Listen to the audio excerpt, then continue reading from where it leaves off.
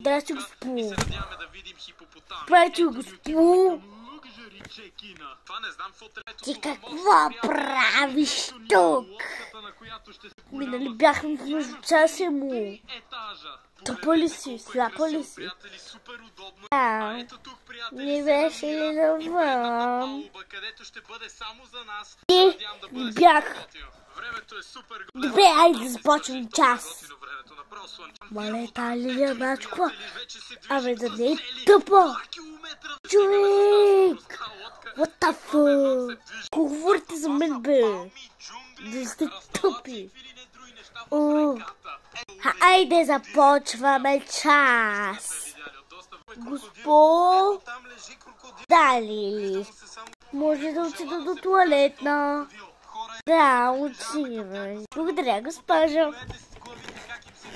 Ето ги хипопотамите, погледнете колко са много, бе, това е цяло стадо хипопотами. Хора, взе госпожата на телефонта. Взе на госпожата телефонта ушито. Взех на госпожата телефонта ушито.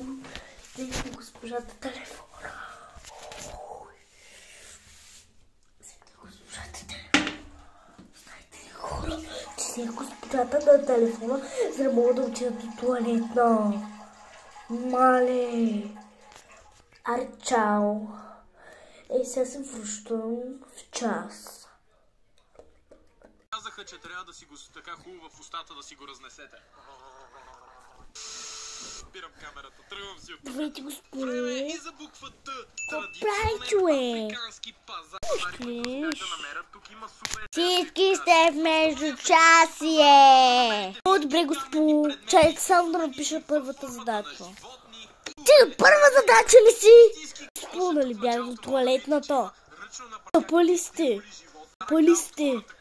Добре, Лили, написвай всичките задачи и стрелвам дъската. След 5 минути. Айде!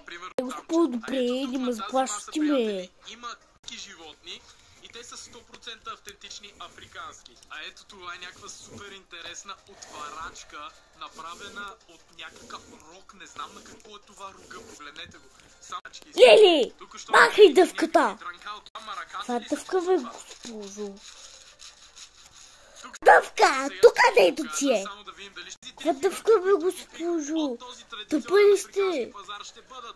Къде гледате? Къде ви е тъпото умче? А?